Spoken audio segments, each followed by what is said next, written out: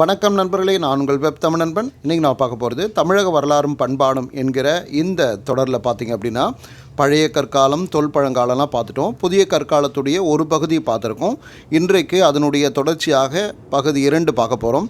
இதில் என்னென்ன செய்திகள்லாம் நம்ம பார்க்க போகிறோம் அப்படின்னு பார்த்திங்க அப்படின்னா, பண்டைய கால தமிழர்கள், அதாவது புதிய கற்காலத்தில் வாழ்ந்த தமிழர்கள் என்ன மாதிரி உணவு எடுத்துக்கிட்டாங்க, அதற்கான விவசாய முறைகள், வேளாண் முறைகள் என்னெல்லாம் பண்ணாங்க, அதுக்கப்புறம் அவங்களுடைய வாழ்க்கை சூழலை மேம்படுத்தக்கூடிய வீடுகள் எப்படி வீடு கட்டினாங்க அப்படின்றத பார்க்க போகிறோம். என்ன மாதிரி தொழில்கள்லாம் அவங்க செஞ்சாங்க, அவங்க வாழ்க்கையில் ஏற்பட்ட அந்த மேம்பாடுகள் என்னென்ன அப்படின்றதெல்லாம் நம்ம தொடர்ச்சியாக பார்க்க போகிறோம். இதை பார்க்குறதுக்கு முன்னாடி நம்ம சேனல் வரைக்கும் சப்ஸ்கிரைப் பண்ணால் பார்த்துருக்கீங்கன்னா மறக்காமல் சப்ஸ்கிரைப் பண்ணுங்கள்.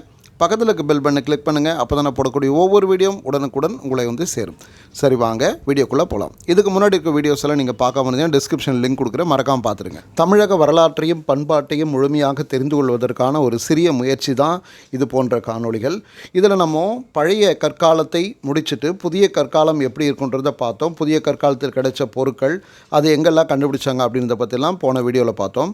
இதில் பார்த்திங்க அப்படின்னா முதல்ல நம்முடைய தமிழர்கள், அதாவது புதிய கற்காலத்தில் வாழ்ந்த தமிழர்களுடைய ஆடை அணிகலன் எப்படி இருந்தது அப்படின்னு முதல்ல பார்த்துடலாம். அன்றைக்கி பார்த்திங்கன்னா பருத்தி ஆடைகளை தான் அதிகமாக உடுத்தியிருக்காங்க. ஏன்னா பருத்தி அப்படின்ற ஒன்றை, அதாவது நம்ம பஞ்சு அப்படின்னு சொல்லுவோம் இல்லையா, பருத்தியிலேருந்து எடுக்கக்கூடிய அந்த பஞ்சு, அதை நூலாக நூற்று ஆடையாக உருவாக்கி உடுத்தி கொள்ளக்கூடிய அந்த பண்பாட்டை, அந்த நாகரிகத்தை தமிழர்கள் அன்றைக்கே கண்டுபிடிச்சிருக்காங்க. அதுக்கு முன்னாடியெல்லாம் பார்த்தோன்னா இலத்தழையை உடுத்திட்டு இருந்திருக்காங்க, மரப்பட்டைகளை அதனுடைய நார் எடுத்து உடுத்தி இருந்திருக்காங்க. இங்கேயுமே கூட புதிய கற்காலத்திலும் சில பேர் மரப்பட்டையை எடுத்து நாராக உரித்து அதை ஆடையாக உடுத்திட்டு இருக்கிற பகுதிகள்லாம் இருந்திருக்கு. ஆனால் பெரும்பான்மையாக பருத்தி ஆடைக்கு எல்லாருமே மாறி இருந்தாங்க அப்படின்றத ஆதிச்சநல்லூரில் கிடைச்ச அந்த பொருட்களை, அந்த போர்வையினுடைய அந்த எச்சங்களை எல்லாம் வச்சுக்கிட்டு ஆய்வாளர்கள்லாம் சொல்கிறாங்க பருத்தி ஆடை தான் அதிகமாக உடுத்தியிருக்காங்கன்ட்டு. சரி, இது இல்லாமல் வேறு ஆடைகள் அப்படின்றது இல்லையா அப்படின்னு பார்த்தீங்கன்னா கண்டிப்பாக இருந்திருக்கு. என்ன அப்படின்னு பார்த்தீங்க அப்படின்னா, ஆட்டினுடைய மயிர் அதை எடுத்து அதை கம்பளியாக மாற்றி குளிர்காலங்களில் நம்முடைய தமிழர்கள் பயன்படுத்தியிருக்காங்க. அதே மாதிரி இதெல்லாம் கையாலே பின்னி இருக்காங்க. அதாவது இந்த ஆட்டு மயிர் கொண்டு செய்யக்கூடிய கம்பளியானாலும் அதே மாதிரி பருத்தியிலிருந்து எடுத்த அந்த பஞ்சை நூலாக மாற்றி அதை கையிலே ஆடையாக, கைத்தறி ஆடையாக பின்னியிருக்காங்க. அதற்கு பிறகு தான் கொஞ்சம் கொஞ்சமாக அந்த தறி நெசவு அப்படின்றது மேம்பட்டு வந்திருக்குன்றதுக்கான நிறைய தரவுகளை ஆய்வாளர்கள் கொடுத்துருக்காங்க. அந்த காலத்து தமிழர்கள் பார்த்திங்கன்னா படுத்து உறங்குவதற்கு ஓலைப்பாய் தான் பயன்படுத்தியிருக்காங்க. அப்படி இல்லைன்னா மூங்கில் பாயை பயன்படுத்தியிருக்காங்க. இந்த மூங்கில் பாய், ஓலைப்பாய் இதெல்லாம் பார்த்திங்கன்னா அதை உருவாக்குவதற்கு, முடைவதற்கு அவங்களே கற்றுட்டு வந்திருக்காங்க.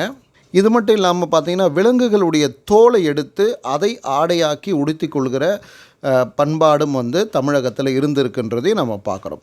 சரி, இவங்க வெறுமனே அந்த ஆடைகளை அதனுடைய இருக்கிற அந்த நிறத்திலே பயன்படுத்தலை. நிறைய கலராக ஆடை போடணும் அப்படின்னு ஆசைப்பட்டிருக்காங்க. அதனால் மஞ்சள், நீலம், சிவப்பு போன்ற இந்த நிறங்களை அதிகமாக பயன்படுத்தியிருக்காங்க. இயற்கையிலேருந்து கிடைக்கக்கூடிய, தாவரங்கள்லேருந்து கிடைக்கக்கூடிய அந்த வண்ணங்களை, பலவிதமான வண்ணங்களை இவங்க எடுத்து பார்த்து பரிசோதித்து அப்புறம் தான் எது ரொம்ப நல்லாயிருக்கும் அப்படின்னு பார்த்துட்டு தான் மஞ்சள் நிறத்தையும் நீல நிறத்தையும் சிவப்பு நிறத்தையும் பயன்படுத்தி தங்களுடைய ஆடைகளை வண்ணமயமான ஆடைகளாக மாற்றியிருக்காங்க. அணிகலன்களில் பார்த்திங்கன்னா பெருசாக அணிகலன்கள் நிறையெல்லாம் நம்ம சொல்ல முடியாது. இருந்தாலும் சங்கினால் செய்த வளையல்கள், அதே மாதிரி எலும்பாலான வளையல்கள் இதெல்லாம் பண்டைய காலத்தில் அணிஞ்சிருக்காங்க. இது போன்ற சான்றுகள்லாம் நமக்கு எங்கேருந்து கிடச்சிருக்கு, இதற்கான ஆதாரங்கள்லாம் எங்கேருந்து கிடச்சிருக்கு அப்படின்னு பார்த்திங்க அப்படின்னா, ஆதிச்சநல்லூர், முக்கியமாக ஆதிச்சநல்லூரில் அங்கே இருக்கக்கூடிய அந்த அகழ்வாயுவில் கிடைச்ச பொருட்களில் இதெல்லாம் நிறைய கிடச்சிருக்கு. அந்த இடத்துல கண்டுபிடிக்கப்பட்ட நிறைய செய்திகளில் நெல் விளைஞ்சிருக்காங்க, பருத்தி விளைய வச்சுருக்காங்க, இது போன்ற நிறைய பயிர் தொழிலெலாம் பண்ணியிருக்காங்க. அதுக்கு பிறகு தான் அதனுடைய தொடர்ச்சியாக நெசவு தொழில் வந்திருக்கு. இந்த நெசவு தொழிலுக்கு பண்டைய காலத்தில் இருந்த பெயர் என்ன தெரியுமா? கார்க வினை அப்படின்ற பெயர் கொண்டு அழைச்சிருக்காங்க. இந்த ஆய்வுகள் மூலமாக கிடைச்ச தரவுகளில் ஆய்வாளர்கள் சொல்லக்கூடியது நெசவு கலைன்றது, குறிப்பாக தமிழ்நாட்டில் கண்டுபிடிக்கப்பட்ட இந்த நெசவு கலைன்றது அதனுடைய வயசு என்னவாக இருக்குன்னா கிட்டத்தட்ட 5000 வயதுன்னு சொல்ல, 5000 ஆண்டுகளுக்கு முன்பு இது போன்ற ஒரு முயற்சியை தமிழர்கள் முன்னெடுத்து அந்த ஆடையை உருவாக்கியிருக்காங்க. அப்போ பார்த்துங்க நம்முடைய தமிழருடைய அந்த பண்பாடு எவ்வளவு பழமையானதுன்ட்டு. மொஹஞ்சதரோ, அதே மாதிரி கிரேக்க நாகரிகம், ரோம் நாகரிகம், அவங்கெல்லாம் கூட பார்த்திங்க அப்படின்னா இந்த காலகட்டத்தில் வந்து அது போன்ற அந்த நெசவு தொழிலே வந்து அவங்க செய்யலை. ஆனால் நம்முடைய தமிழகத்தில் கிடைச்ச தரவுகள் அடிப்படையில் தமிழகத்தில் 5000 ஆண்டுகளுக்கு முன்னாடியே நம்ம நெசவு செஞ்சு ஆடை உடுத்த பழகியிருக்கோம் அப்படின்றத நினைவில் வச்சுக்கோங்க. அடுத்ததாக அந்த புதிய கற்காலத்தினுடைய பிற்பகுதியில் வந்து எப்படி வந்து வேளாண்மையை மேம்படுத்தினாங்க அப்படின்றத பார்த்துலாம். அன்றைக்கு பார்த்திங்கன்னா பயிர் விளையிறதுக்கும் உயிர் வாழ்கிறதுக்கும் ரொம்ப அடிப்படை காரணமாக இருந்த, கடவுள் போல் இருந்த அந்த மழையை ரொம்பவே வந்து வேண்டி விரும்பி மக்கள் வந்து கடவுளை போலவே வந்து வழிபட்டிருக்காங்க. அந்த காலத்தில் என்னெல்லாம் வந்து பயிர்கள் பண்ணியிருக்காங்க அப்படின்னு பார்த்திங்கன்னா, கொள்ளு விளைய வச்சுருக்காங்க, பச்சை பயிறு விளைய வச்சுருக்காங்க, அப்புறம் நெல், சோளம், பல வகையான பருப்பு வகைகள், பழங்கள் இதெல்லாம் வந்து பயிரிட்டிருக்காங்க. இதுக்கு முன்னாடி நம்ம வந்து நெல் பயிரிட்டாங்க அப்படின்னு நம்ம பார்க்கல. ஆனால் இந்த புதிய கற்காலத்துடைய பிற்பகுதியில் பார்த்திங்கன்னா நெல் பயிரிட்டிருக்காங்க. ஸோ இதுக்கெல்லாம் வந்து அவங்க என்ன மாதிரியான பாசன முறைகளை கையாண்டிருக்காங்க அப்படின்னு பார்த்திங்கன்னா, ஆற்று நீர் பாசனம்னு சொல்லக்கூடிய அந்த பாசன முறையை தான் வந்து கையாண்டிருக்காங்க. அதாவது ஆற்றுல ஓடிக்கிட்டு அந்த தண்ணியை கால்வாய் மூலமாக வெட்டி அதை வந்து தாங்கள் உருவாக்கின அந்த வயல்களில் பாய்ச்சி வேளாண்மை பண்ணியிருக்காங்க. அதே மாதிரி அந்த வேளாண்மை செஞ்ச இடத்துக்கு பக்கத்துலேயே தான் அவங்க வாழ்ந்திருக்காங்க. அதே மாதிரி நீர்நிலைகள் இருக்கக்கூடிய இடங்களுக்கு பக்கத்தில் வாழ்ந்திருக்காங்க. ஏன் அப்படின்னா வந்து மனிதனுக்கு அடிப்படையான தேவை, நமக்கு காற்று வேணும், அதே மாதிரி தண்ணி வேணும். இந்த ரெண்டுமே வந்து அடிப்படை. அதுக்கப்புறம் உணவு வேணும். நம்ம சாப்பாடு இல்லைனா கூட சுவாசிக்கிறதுக்கு காற்றும், குடிக்கிறதுக்கு தண்ணி இருந்தால் கூட ரொம்ப நாள் உயிர் வாழ்ந்துடலாம் அப்படின்னு சொல்லுவாங்க. அதனால் தண்ணி அத்தியாவசியம். அதனால் தண்ணி இருக்கக்கூடிய இடங்கள் பக்கத்தில் தான் வாழ ஆரம்பித்தாங்க. இதுக்கு முன்னாடியெல்லாம் பார்த்தோன்னா நாடோடி வாழ்க்கை தான் பழைய கற்காலத்தில். புதிய கற்காலத்தில் ஒரு இடத்துல நீடித்து நிலச்சி வாழ்கிறாங்க. அதே மாதிரி ஆற்று நீர் இருக்கக்கூடிய இடங்களில் அங்கே இருக்கிற அந்த நிலத்தை வந்து பண்படுத்தி அந்த ஆற்று நீரை பாசனம் செய்து அதை வச்சு நம்ம வேளாண்மை பண்ணியிருக்காங்க. இதுக்கு பேர் நன்செய் நிலம் அப்படின்னு சொல்கிறாங்க. எப்போவுமே வந்து தண்ணீர் இருந்துக்கிட்டே இருக்கும்.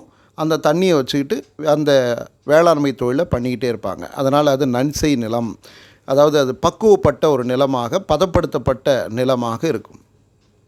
இதே வந்து தண்ணி அதிகமாக இல்லை, கொஞ்சமாக தான் இருக்குது, அதை வச்சு பயிர் பண்ணோம் அப்படின்னா அப்படிப்பட்ட அந்த பாசன முறை பார்த்தோன்னா கபிலை நீர் பாசனம் அப்படின்னு சொல்கிறாங்க. இந்த கபிலை நீர் பாசனம் அப்படின்ற முறை பார்த்திங்கன்னா தண்ணியை கொஞ்சமாக பயன்படுத்தி மழையை அதிகமாக பயன்படுத்தி இவங்க வந்து அந்த வேளாண்மை தொழிலை செஞ்சுருக்காங்க. இதுக்கு பேர் புன்சை நிலம் அப்படின்னு சொல்லுவாங்க. இந்த ரெண்டு நிலங்களுமே பார்த்திங்கன்னா பண்டைய காலத்தில் இருந்த மாதிரி விவசாய முறையில் இருந்த மாதிரி கிடையாது. பண்படுத்தப்பட்ட, பதப்படுத்தப்பட்ட அந்த நிலங்களில் தான் இவங்க வேளாண்மை பண்ணியிருக்காங்க. அதே மாதிரி ரொம்ப முக்கியமாக அந்த காலகட்டத்தில் பண்ண ஒரு பயிர் பார்த்திங்கன்னா வாழை. இந்த வாழை கண்ணை நட்டு அதை கொண்டு வேளாண்மை செய்ததற்கான சான்றுகள்லாம் வந்து நம்முடைய ஆய்வாளர்கள்லாம் நிறைய குறிப்பிட்டிருக்காங்க. ஸோ இப்படிப்பட்ட ஒரு வாழ்க்கை முறையை தான் தமிழர்கள் வந்து இந்த புதிய கற்காலத்தில் கடைபிடித்து வாழ்ந்திருக்காங்க. முக்கியமாக பார்த்திங்கன்னா 2 இடம், குறிஞ்சி, முல்லை. இந்த பழைய கற்காலமானாலும் புதிய கற்காலமானாலும் இந்த குறிஞ்சி முல்லையை மறந்துடக்கூடாது. பழைய கற்காலத்தில் அதிகமாக குறிஞ்சி நிலத்தை சார்ந்து வாழ்ந்தாங்க. புதிய கற்காலத்தில் அதிகமாக முல்லை நிலங்களை சார்ந்து வாழ்ந்தாங்க. இந்த முல்லை நிலத்தை கொஞ்சம் கொஞ்சமாக சீர் பண்ணி, அதாவது காடு இல்லையா, காடு சார்ந்த இடம் தான் முல்லை. இந்த காட்டை கொஞ்சம் கொஞ்சமாக சமன்படுத்தி அதற்கு பிறகு அந்த காட்டில் வாழ்ந்த விலங்குகளில் இவங்களால் பழக்கப்படுத்த முடியும்னு தோன்ற விலங்குகளை மட்டும் பழக்கப்படுத்தி அதை தன்னோட வச்சுக்கிட்டு அந்த இடத்துல வந்து ஏற்கனவே அங்கே நிறைய தாவரங்கள்லாம் வளர்ந்துக்கிட்டுருக்கு. அப்படி வளமான ஒரு பூமியை இவங்க ஏற்கனவே சாப்பிட்டு பழகின அந்த தானியங்களை இந்த இடத்துல வந்து போட்டு தண்ணீர் பாய்ச்சி அதை விளைய வச்சு அதன் மூலமாக வாழ்க்கையை மேம்படுத்திகிட்டு இருக்காங்க. ஸோ இந்த இடங்களில் ஏற்கனவே மேய்ஞ்சிகிட்டு இருந்த ஆடு மாடெல்லாம் பிடிச்சி அதை ஒரு இடத்துல கட்டி வச்சு அடைச்சி, பட்டி மாதிரி இடத்துல அடைச்சி அதுங்களை வந்து அந்த விலங்குகளை உணவாக எடுத்துக்கிட்டு இருந்திருக்காங்க. அப்படி அந்த விலங்குகளை வளர்க்குறதுக்கு பயன்படுத்தின நிலங்களை மேய்ச்சல் நிலங்கள் அப்படின்னு சொல்லுவாங்க. அதை மேய்க்கிறவங்களை வந்து ஒவ்வொரு பேரிட்டு அழைச்சாங்க. அப்படி பெரிய பெரிய அந்த ஆடு மாடு அந்த குழுக்களை ஒன்றாக இருந்து மேய்ச்சவங்க, அதை கண்காணித்தவங்க, அப்படியே வந்து கொஞ்சம் கொஞ்சமாக மக்கள் தொகை அதிகமாகுது. ஒரு பெரிய பெரிய குடும்பங்களாக அந்த இடத்துல ஒன்று சேர்ந்து ஒரு இனக்குழு சமூகம் அப்போ உருவாகுது. அதில் வந்து தலைமை தாங்கக்கூடிய ஒருத்தரை தான் கோ அப்படின்னு சொல்லியிருக்காங்க. அதுக்கப்புறம் கோன், கோனார் இந்த மாதிரி பேர்லாம் வந்திருக்கு. இந்த கோன்றதை பின்னால் அரசன் அப்படின்னு சொல்லி அழைச்சிருக்காங்க. அதனால் இந்த அரசன், ராஜா அப்படின்ற அந்த இதெல்லாம் பார்த்திங்கன்னா முல்லை நிலத்தில் தான் வந்ததாக ஆய்வாளர்கள் சொல்கிறாங்க. இப்படிப்பட்ட இந்த முல்லை நிலத்தில் நிறைய பயிர் பண்ணியிருக்காங்க. வரகு, சாமை, திணை இதெல்லாம் பயிர் பண்ணியிருக்காங்க. அதனுடைய தொடர்ச்சியாக தான் நம்ம ஏற்கனவே சொன்ன மாதிரி கொள்ளு, பச்சைப்பயிறு, நெல், சோளம் இதெல்லாம் விளைய வச்சு தங்களுடைய அந்த வேளாண்மை முறையை இன்னும் மேம்படுத்திகிட்டு இருக்காங்க. இது மட்டும் இல்லாமல் பார்த்திங்கன்னா இன்னும் கூடுதலாக சில செய்திகளை தெரிஞ்சுக்கங்க. பெண்கள் அந்த காலத்தில் ஆண்கள் செஞ்ச பயிர் தொழிலுக்கு உதவியாக இருந்திருக்காங்க. அது மட்டும் இல்லாமல் வேட்டைக்கு நாய்களை வந்து பயன்படுத்தியிருக்காங்க புதிய கற்காலத்தில். இந்த மாதிரி விலங்குகளை பயன்படுத்தி அதை பழக்கப்படுத்தி அதை தங்களுடைய வாழ்க்கைக்கான ஒரு வாழ்வியலோடு சேர்ந்த ஒன்றாக அதை ஆக்கி கொண்டது இந்த புதிய கற்காலத்து மனிதர்கள். அது மாதிரி ஆடு மாடு மேய்க்கிறதுக்கு அங்கே பக்கத்தில் இருக்கக்கூடிய காடுகளை கொஞ்சம் கொஞ்சமாக வந்து பயன்படுத்த ஆரம்பிக்கிறாங்க. ஒரு குறிப்பிட்ட காலகட்டத்துக்கு பிறகு இந்த காடு என்னுடையது அப்படின்றாங்க. இன்றைக்கி கூட பார்த்திங்கன்னா பல ஊர்களுக்கு போகும்போது என்னப்பா காடு என்ன விலை அப்படின்னு சொல்லி கேட்பாங்க. காடு விளையுதா அப்படின்னு சொல்லி கேட்பாங்க. ஆனால் அது நிலம், விவசாய நிலம், அதுக்கு பேர் என்ன வைக்கிறாங்க, காடுன்றாங்க. ஏன்னா அது உண்மையிலே காடு தான். காடாக இருந்தது தான். மனிதர்கள் கொஞ்சம் கொஞ்சமாக அதை ஆக்கிரமித்து அதை மேய்ச்சல் நிலங்களாக பயன்படுத்தி பின்னால் அதை தன்னுடைய நிலமாக மாற்றிக்கொண்டார்கள். அங்கே இருக்கக்கூடிய அந்த மேடான பகுதிகள்லாம் வந்து சமன்படுத்தி அதை விவசாய நிலங்களாக மாற்றுறாங்க. அங்கே இருக்கிற மரங்களையெல்லாம் கொஞ்சம் கொஞ்சமாக வெட்டி அதை விவசாயத்திற்கான உதவி செய்யக்கூடிய பொருட்களாக மாற்றிக்கிட்டு அதை என்ன பண்ணுறாங்க, மக்கை வச்சு உரமாக மாற்றி அதையும் பயன்படுத்தி அவங்களுடைய விவசாயத்தை மேம்படுத்தி இருந்திருக்காங்க. இது மட்டும் இல்லாமல் ஆடு மாடு வளர்த்தாங்கன்னு தெரியும். மான், பன்றி இதெல்லாம் கூட அந்த காலத்தில் வளர்த்துருக்காங்க. அதை இறைச்சியாக பயன்படுத்தியிருக்காங்க. அதே மாதிரி அந்த காலத்தில் கொத்தி கொத்தி வேளாண்மை செய்தாங்களாம். அந்த கொத்தி கொத்தி வேளாண்மை செய்து ஒரு பேர் வைக்கிறாங்க, கொத்துக்காட்டு வேளாண்மை அப்படின்னு சொல்கிறாங்க. அந்த காலத்தில் கற்கோடாரிகளை பயன்படுத்தினான்னு பார்த்தோம். கல்லை கோடாலி மாதிரி அதை வடிவமைச்சு, ஏன்னா புதிய கற்காலம் இல்லையா, அதை வடிவமைச்சு அதை பயன்படுத்தி நிலத்தை கொத்தி இருக்காங்க. அதனால் அதுக்கு பேர் கொத்துக்காட்டு வேளாண்மை அப்படின்னு சொல்கிறாங்க. அது மட்டும் இல்லாமல் சில இடங்களில் சின்ன சின்ன காடுகள் இருக்கும், அதை அழித்து அதை விளைநிலமாக மாற்றியிருக்காங்க.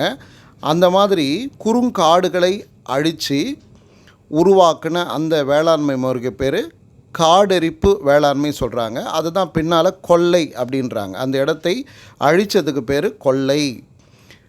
இங்கேயும் சில கிராமங்களில், நம்ம தமிழ்நாட்டில் இருக்கக்கூடிய சில கிராமங்களில் அந்த விவசாய நிலங்களை கொள்ளைன்னுவாங்க, இல்லை கொல்லி அப்படின்வாங்க. இந்த பேரெல்லாம் வந்து எதனால் வந்ததுன்னா புதிய கற்காலத்தில் ஒரு இடத்த அழித்து அதை விவசாய நிலமாக மாற்றியிருக்காங்க. அதனால் அந்த பேர் பின்னால் வந்து வந்திருக்கு அப்படின்றத ஆய்வாளர்கள் சொல்கிறாங்க.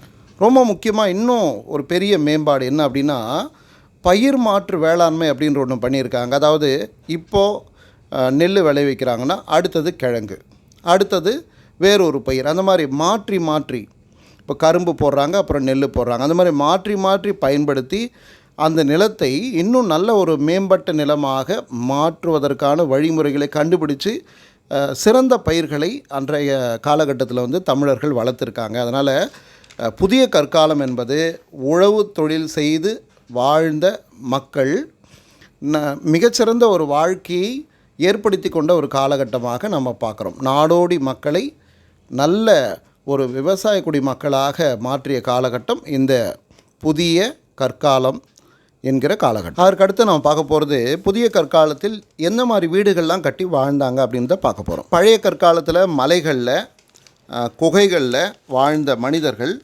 கொஞ்சம் நாடோடி வாழ்க்கை வாழ்ந்த மனிதர்கள் கொஞ்சம் கொஞ்சமாக வீடு என்ற ஒன்றை உருவாக்கி கொண்டு வாழ்ந்த காலகட்டம் தான் புதிய கற்காலம். அது ஏன் அந்த மாதிரி பண்ணாங்க அப்படின்னா வேளாண்மை செய்ய தொடங்கியது தான் அதற்கான முக்கியமான காரணம். ஒரு இடத்துல வேளாண்மை செய்கிறாங்க, அங்கேயே அவங்களுக்கான உணவு கிடைக்குது. ஏன்னா உணவு தேடி தான் அலைஞ்சாங்க. இப்போ ஒரே இடத்துல உணவு கிடைக்குது, தண்ணி கிடைக்குது, காற்று கிடைக்குது, எல்லாம் ஒரே இடத்துல கிடைக்கும்போது ஏன் இன்னொரு இடத்துக்கு போகணும்? அதனால் ஒரே இடத்துல தங்குறாங்க. அப்போது தங்குவதற்கு வீடு தேவை. இந்த வீடுகளை எங்கே அவங்க உருவாக்குனாங்கன்னா சிறிய சமமான மலைகள், அந்த மலை அடிவாரங்கள் அந்த இடங்களில் தான் சிறிய சிறிய வீடுகளை இவங்க உருவாக்குறாங்க. அதற்கு பிறகு அந்த இடத்துல கொஞ்சம் கொஞ்சமாக மக்கள் தொகை பெருக்கம் அதிகமாகுது, வேளாண்மை உற்பத்தி அதிகமாகுது. அதனுடைய வளர்ச்சி நிலை தான் பின்னாடி ஊர்கள் உருவாகுது. பலர் சேர்ந்து வாழுகிற இடத்துக்கு பேர் தான் ஊர் அப்படின்னு சொல்லுவோம். அந்த மாதிரி ஒரு இடத்துல தனக்கு தேவையான எல்லாமே கிடச்சிருச்சுன்னு முடிவு பண்ண அந்த மனிதர்கள் ஒரு இனக்குழுவாக சேர்ந்து வாழ்ந்தாங்க. அந்த இடத்த ஊர்கள்னு சொன்னாங்க.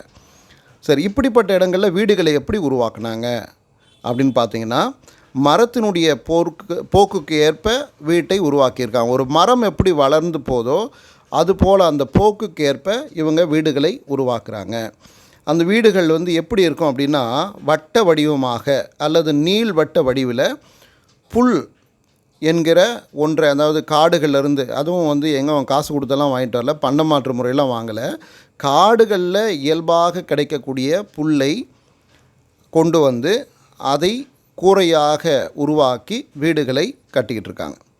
அது மட்டும் இல்லாமல் மரக்கம்புகளை நட்டு அதன் மேலே கூரையிட்டு வாழ்ந்திருக்காங்க. அது கூரை வேய்தல் அப்படின்வாங்க. அது மட்டும் இல்லாமல் மூங்கிலை பின்னி அதன் மேலே சாம்பல் கலந்த மண்ணை பூசி, அதுக்கு பிறகு மறுபடியும் மண்ணையும் கல்லையும் சேர்த்து பூசி அதை சுவராக மாற்றி அடுத்த கட்ட வீடுகளை புதிய கற்காலத்து மனிதர்கள் உருவாக்கியிருக்காங்க. அது மட்டும் இல்லாமல் வீட்டை சுற்றி சுற்றுச்சுவர் எழுப்பியும் வாழ்ந்திருக்காங்க. அந்த சுற்றுச்சுவர் மண்ணும் கல்லும் கலந்த சேறு போல் உருவாக்கி அதை பயன்படுத்தி அந்த சுற்றுச்சுவரை உருவாக்கியிருக்காங்க. அப்புறம் மண்ணை கரைச்சி அதை மெழுகி ரொம்ப அழகுபடுத்தி அந்த சுற்றுச்சுவரை இன்னும் பார்க்குறதுக்கு அழகாக மாற்றியிருக்காங்க. அதுக்கு பிறகு வெறுமனே மொழுகின அந்த தரை மட்டும் இல்லாமல் அந்த தரையில், அதாவது கீழே அவங்க அமரக்கூடிய படுத்துக்கொள்ளக்கூடிய அந்த தரையில் பார்த்தோன்னா கற்களை கொண்டு, தட்டையான கற்களை கொண்டு அவங்க என்ன பண்ணியிருக்காங்க, அந்த வீட்டை இன்னும் அடுத்த கட்டத்துக்கு கொண்டு போயிருக்காங்க. அது மட்டும் இல்லாமல் அங்கே அவங்களுடைய வீடுகளுக்கு மேலே மழை நீர் நேரடியாக அந்த வீட்டுக்குள்ளே வந்துடக்கூடாதுன்றதுக்காக குடங்களை அதன் மேலே கவிழ்த்திருக்காங்க. இப்படி வீடு மேலே குடம் கவிழ்க்கிற அந்த பண்பாடு இருக்கு இல்லையா, இதுதான் பின்னால் கோயில் கலசங்களாக, கோயில் கோபுர கலசங்களாக உருவாச்சு அப்படின்னு கூட சொல்லுவாங்க. இந்த மாதிரி தமிழருடைய அந்த புதிய கற்கால வீடுகள் புல் வேய்ந்த குடில்களாக அமைஞ்சிருக்கின்றது நம்ம புறநானூறு, மலைப்படுகடாம் போன்ற அந்த இலக்கியங்கள்லாம் கூட நம்ம பார்க்குறோம். உலகத்துக்கு நாம் தான் கட்டடம் எப்படி கட்டுவது அப்படின்ற அந்த கட்டடக்கலையை நாம் தான் சொல்லி கொடுத்துருக்கோம் அப்படின்னு சொல்லி நிச்சயமாக நம்ம மாறுதட்டி சொல்லிக்கொள்ளலாம். சரி, இது வரைக்கும் நம்ம புதிய கற்காலம் என்று சொல்லப்படக்கூடிய அந்த காலகட்டத்தில் அன்றைக்கு வாழ்ந்த தமிழர்கள்லாம் என்ன மாதிரியான ஆடை அணிகலன்களை பயன்படுத்தினாங்க அப்படின்றத பார்த்தோம். அதற்கடுத்து உணவு உற்பத்தி, வேளாண்மை இந்த துறையில் தமிழர்கள் எந்த அளவுக்கு கவனம் செலுத்தி எந்த மாதிரியான முயற்சிகள் எல்லாம் பண்ணாங்க அப்படின்றத பார்த்தோம். அதுக்கப்புறம் வேளாண்மை எப்படி மேம்பட்டது அப்படின்றத பார்த்தோம். அதுக்கப்புறம் தமிழர்கள் தங்களுக்கான இருப்பிடங்களை, அந்த குடியிருப்புகளை, வீடுகளை எப்படி உருவாக்கி கொண்டார்கள், அதற்கான சூழ்நிலை என்ன, எப்படிப்பட்ட அமைப்பு முறையில் அந்த வீடுகள்லாம் இருந்தது அப்படின்றதெல்லாம் நம்ம விரிவாக பார்த்தோம். இதற்கு அடுத்ததாக பகுதி 3 நம்ம என்ன பார்க்க போகிறோம்னா, இந்த புதிய கற்காலத்தில் மனிதர்கள் பயன்படுத்தின அந்த மண் பாண்டங்கள் அதை எப்படி அவங்க உருவாக்குனாங்க அப்படின்றத பார்க்க போகிறோம். அதற்கடுத்து இது போன்ற வேறு ஏதாவது தொழில்கள் பண்ணியிருக்காங்களா, என்னென்ன பண்ணியிருக்காங்க, அதனுடைய பின்புலம் என்ன அப்படின்னு பார்க்க போகிறோம். குறிப்பாக பார்த்திங்கன்னா தமிழர்கள் அந்த புதிய கற்காலத்தில் என்ன மாதிரி மொழி பேசினாங்க, அவங்களுடைய தொடர்பு மொழி எப்படி இருந்தது அப்படின்றத பற்றிலாம் விரிவாக நம்ம பகுதி 3 பார்க்க போகிறோம். அதோட புதிய கற்காலம் முடியுது. இப்போ நம்ம பார்த்த இந்த காணொலி என்ன மாதிரி வினாக்கள்லாம் கேட்பாங்க அப்படின்னு பார்த்திங்கன்னா, பொதுவான வினாக்களாக நம்ம பார்க்குறது புதிய கற்காலத்து தமிழர்களுடைய ஆடை அணிகலன்கள் குறித்து விளக்குக அப்படின்னு கேட்டாலும் இதில் நம்ம நிறைய செய்திகள் சொல்லியிருக்கோம். அதே மாதிரி உணவு உற்பத்தி குறித்து எழுதுக அப்படின்னு கேட்கலாம். இல்லைனா புதிய கற்காலத்தில் தமிழருடைய வேளாண்மை குறித்து எழுதுக அப்படின்னு சொல்லி கேட்டாலும் இதில் இருக்கக்கூடிய செய்திகளை நீங்கள் அழகாக எழுதலாம். அதே போல் தங்களுடைய வீடுகளை புதிய கற்கால மனிதர்கள் எவ்வாறு உருவாக்கி கொண்டார்கள் அப்படின்னாலும் அதற்கு நம்ம இந்த காணொலி மூலமாக விடைகளை நாம் தெரிந்து எழுதலாம். இதற்கு அடுத்து வரக்கூடிய காணொலியிலும் ரொம்ப எளிமையாக உங்களுக்கு புரிகிற மாதிரி நான் கொடுக்க போகிறேன்.